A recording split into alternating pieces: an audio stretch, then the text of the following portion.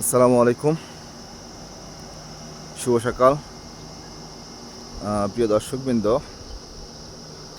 আপনারা দেখতে পাচ্ছেন পাহাড় আর পাহাড়। বর্তমানে আমরা রয়েছি নেপালের নাগারখোট এলাকায়।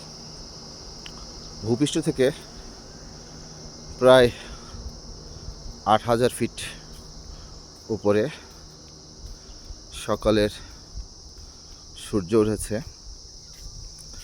তো প্রচণ্ড ঠান্ডা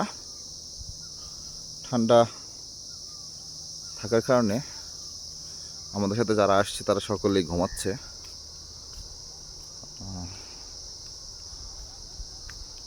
আমি রয়েছি হোটেল সাংগ্রিলা। এটি একটি 3 স্টার মানের হোটেল। খুবই চমৎকার পরিবেশ, খুবই সুন্দর। সমস্যা হলো নেটওয়ার্ক থাকে না, টাওয়ার থাকে না, ওয়াইফাইও চলতেছে না, কিছু একটা ডিস্টার্ব। তো আমি আপনাদেরকে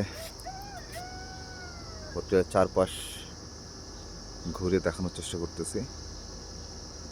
হ্যাঁ, আমরা রাস্তাটা ঠিক ওই যে ওই বিল্ডিং দেখা যাচ্ছে সামনে, বড় বিল্ডিংটা, ওইখানে রাস্তা আছে। ওইখান থেকে আবার নামতে এই পর্যন্ত আসতে হয়েছে। এই নামার অংশটুকু খুবই ভয়ানক। সেরকম কোনো রাস্তা নেই, এরকম রাস্তা ভাঙাচোরা, তবুও গাড়ি এ পর্যন্ত নিয়ে আসছে। এটি সেই হোটেলের রুফটপ।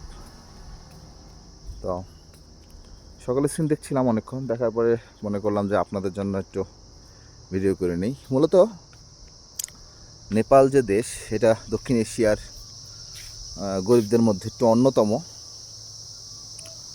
কিন্তু আমার কাছে ভালো লাগছে। ভালো লাগবে বলতে, পাহাড় সবারই ভালো লাগে। পাহাড়ের সেই উঁচু নিচু আঁকাবাঁকা রাস্তা খুবই চমৎকার। নেপাল সম্বন্ধে যদি একটু বলতে চাই, তাহলে নেপাল পূর্বে রাজতন্ত্র ছিল, রাজারা এটা পরিচালনা করত। তা অনেক পূর্বে এখানে সৌমিত্র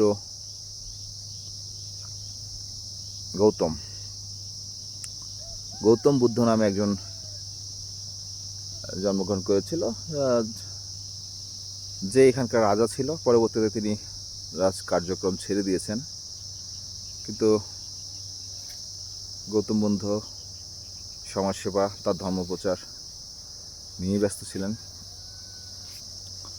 সমস্ত জায়গায় হিন্দু অধ্যুষিত, প্রায় 81% এখানে হিন্দু রয়েছে। 8% মানুষ এখানে বৌদ্ধ, আর অন্যান্য ধর্ম নিয়ে শতভাগ। এখানকার মানুষজন মূলত নেপালি ভাষাতে কথা বলে। নেপাল শব্দ কোথা থেকে আসছে এটা তেমন কোনো তথ্যসূত্র নেই, কিন্তু নে মানে পবিত্র আর পাল মানে গুহা। এটাকে মূলত এরা নেপাল হিসেবে ধরে থাকে। নেপাল বর্তমানে প্রজাতন্ত্র বা গণতন্ত্র চলতেছে। এখানে এখন প্রধানমন্ত্রী আছে, রাষ্ট্রপতি আছে। নেপালিরা মূলত নেপালি ভাষাতেই কথা বলে। আমরা এসেছি, বাংলা ভাষা তেমন বোঝে না, হিন্দি ভাষা অনেকটা বোঝে, ইংরেজিও তেমন বোঝে না, বোঝাতে কষ্ট হচ্ছে। ঘুরতে আসলে মনে রাখতে হবে, খাওয়ার নিয়ে কোনো তেমন বিবেচনা করা যাবে না, কারণ খাবারের অবস্থা খুবই ভয়াবহ।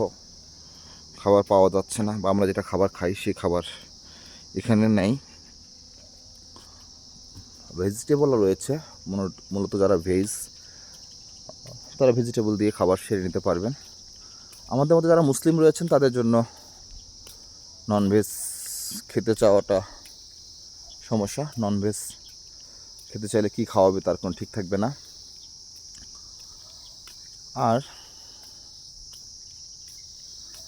নেপালে এসে ঘোরার মতো বেশ কিছু জায়গা আছে। মূলত জায়গা ভ্রমণ করতে চাইলে আপনাকে সময় নিয়ে আসতে হবে, হারিয়ে যেতে হবে। এখানে এসে যদি আপনি হাঁটতে রাস্তাতে হেঁটে হারিয়ে যান, গ্রামের মধ্যে ঢুকে যান, অনেক চমৎকার চমৎকার পরিবেশ, অনেক সুন্দর সুন্দর পরিবেশ আপনি দেখতে পাবেন। নতুবা শুধু রাস্তা দিয়ে আসলে রাস্তা আঁকাবাঁকা পথ ছাড়া আর অনেক দূর থেকে পাহাড়ের সৌন্দর্য দেখা ছাড়া তেমন কিছু দেখার মতো নেই।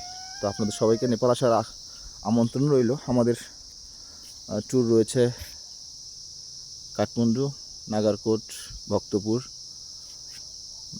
এমন কিছু কিছু জায়গা। পোখারাতে কিছুদিন পূর্বে বন্যা হয়ে যাওয়ার কারণে আমরা পোখারা যাওয়ার প্ল্যান করি নাই। তবে পোখারা আরও সুন্দর, কারণ নেপালের রানী বলা হয় পোখারাকে। আপনারা আসলে অবশ্যই ভিজিট করবেন। আশা করি ভিডিওটি ভালো লাগবে। ভালো লাগলে জানাবেন। নেপাল সম্বন্ধে কিছু জানতে চাইলে অবশ্যই যতটুকু জানি শেয়ার করার চেষ্টা করব। ধন্যবাদ সবাইকে, ভালো থাকবেন। আসসালামু আলাইকুম।